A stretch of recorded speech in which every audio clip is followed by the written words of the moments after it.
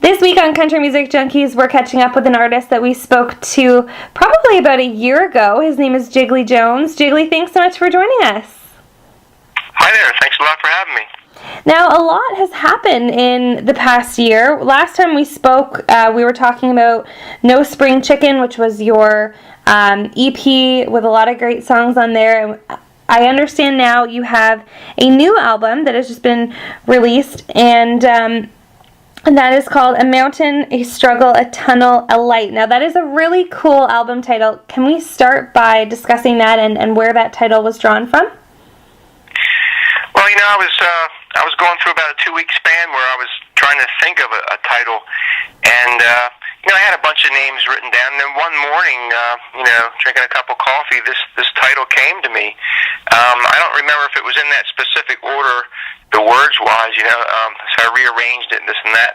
But, it's sort of like a metaphor for life. Right. Everybody has that struggle, the mountain to climb, or numerous mountains, and, hopefully you find a way to get over, or in this case, through the mountain via the tunnel. And obviously the light at the end of the tunnel is the thing that everybody looks for.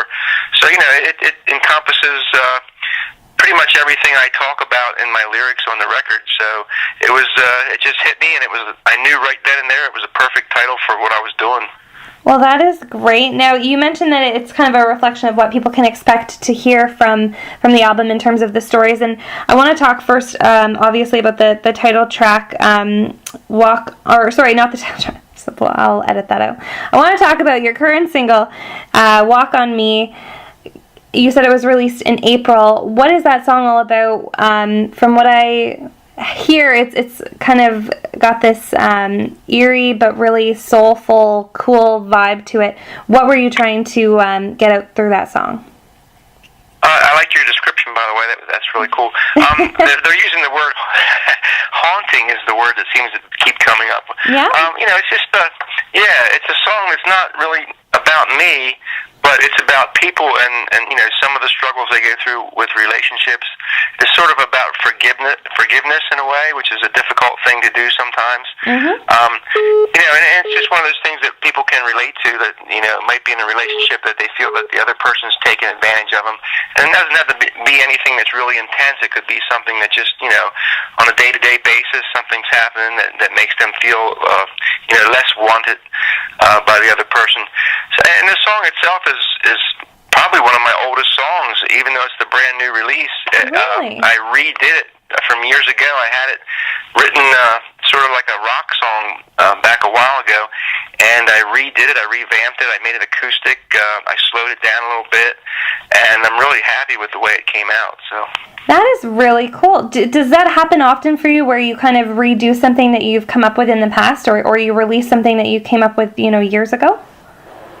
A couple of times, not a lot. It's just that there's certain songs that you've written in the past that you just don't want to let go of because you feel that they're that strong. And I felt this song had that melody and chord structure that was good and solid. So no matter what genre you put it in, it could have a place. Now, I love the titles of some of the songs on this album. Hope in a Bottle, one of the songs off the album. Can we kind of go into that and what the story is for that song? That song is sort of the opposite of the old Police song "Message in a Bottle." All right. In a way, I didn't even realize that till I was done with it, and I'm saying, wait a minute, this people probably think I'm talking about what the Police were. It sort of is, but it's backwards. It's using your life as a metaphor. Being shipwrecked on an island, and the island being the fact that you're lost in life and you don't know which way to turn. A message in a bottle shows up at the island and gives you hope. So you're not really sending the message out looking to be saved. You're actually on the island, which is your life. You're lost in life, and this message of hope comes to you in a bottle. So it just plays off of that, and it's one of my favorite songs on the record too. So. Now, I understand that there are a lot of kind of metaphorical messages within the stories on the album. Is that something that you seek out in your songwriting, or does it just kind of happen that way? I think it just kind of happens. I mean, it's just who I am. You know, I'm usually not real direct with my lyrics, or I sort of generalize, you know, so people can place their story into it. You know, all the stuff that I've released so far with the 2 records, most of it deals with life and experiences and things like that. So, you know, everybody's dealing with their own story, and a lot of times if you generalize, they can place themselves within the story, and that's sort of the purpose of a lot of the songs. So absolutely. Now, do you feel that you have evolved as an artist from your first piece of work, No Spring Chicken, to this second album? Absolutely. I mean, I've evolved from one day to the other as a human, you know. So, yeah, I would say so. And you know what?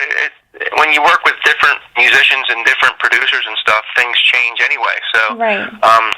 Obviously, different personalities, you throw them into the mix, and I'm real happy with the direction of this one. It really squares me away in my genre, which is more of an Americana kind of thing, alternative country.